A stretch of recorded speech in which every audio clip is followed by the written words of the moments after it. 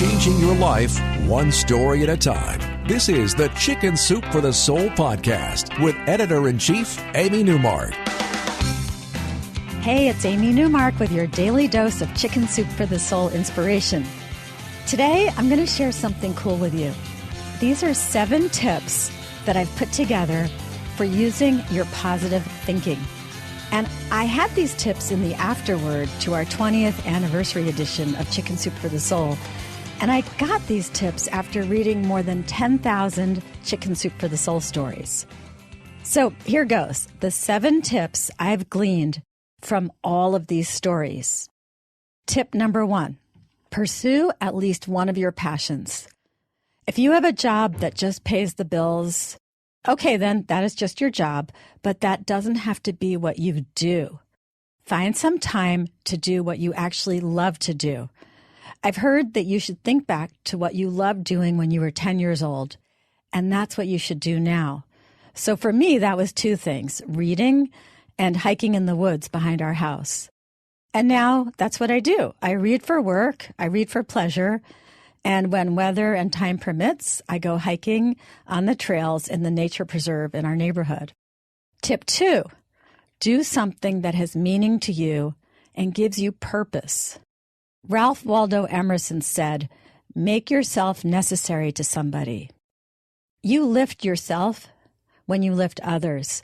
So we get hundreds of stories from people who find that doing some kind of volunteer work practically saves their lives. It turns everything around for them to be giving back, to feel valued by other people, no matter what their own circumstances. Doing good for others is incredibly good for you. Okay, here's tip number 3. Count your blessings.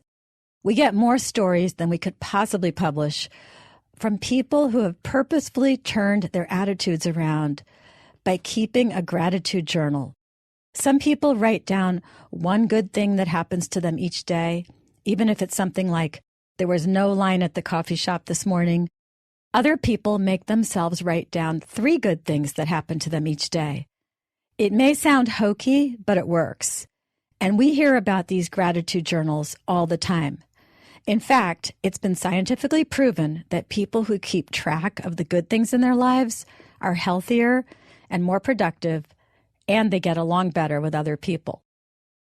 All right, here's tip number 4. I know this one is hokey. Smile at everyone.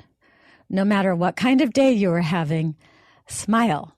We have countless stories from people who tried this, including one woman who saw herself by accident in a mirror and wondered who that grouchy lady was.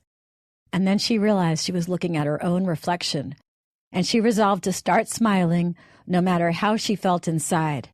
And she started getting smiles back, and people treated her differently, and she became that non-grouchy person who she had wished that she was.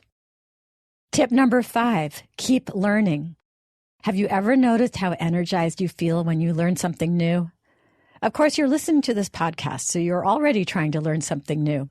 But I watch my parents, who are in their 80s, and I see them still reading books to learn history. I see them traveling. I see them watching documentaries on television.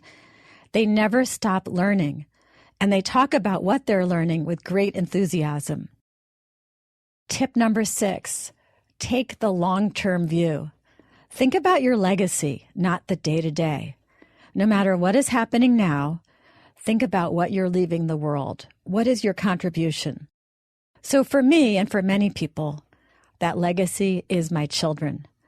Despite the fact that my name is on the front cover of more than 100 books, no matter how hard I work or how much I enjoy it or how many books there are, my most important lifetime achievement will always be the 2 children I gave birth to and my 2 stepchildren. Our 4 amazing full-grown children and their spouses and fiancé and even their dogs are what really make us happy. My books are my new babies, but it's when someone asks about the kids that my face really glows. And finally, tip 7, take some time for yourself. You know, sometimes I don't get home from work till 8 and I'm dead tired. But before I go into the house to start what I call the second shift, I'll sit in the car for an extra minute in the garage, listening to the end of a news report on the radio or a song or finishing the chapter of an audiobook. Or I'll go for a walk on the weekend, listening to an audiobook or music. And that's me time. And then, no matter how tired I am or how late I go to bed, I always take 10 or 15 minutes to read something that's not from work. That's me time too. So you're already giving yourself the gift of some me time by listening to this podcast. Keep doing stuff like that for yourself. So those are my 7 tips that I've gleaned from reading more than 10,000 Chicken Soup for the Soul stories. Now, tomorrow we're going to have some fun on Wow Wednesday with a couple of stories that will show you that you can bring cats into a dog household. I'm Amy Newmark, and I want to thank you for listening to this Chicken Soup for the Soul podcast. For more tips on how to use your positive thinking, please go to our website, chickensoup.com. And if you want to hear more about our upcoming books or what's going on at Chicken Soup for the Soul, follow me on Twitter. My Twitter handle is @AmyNewmark.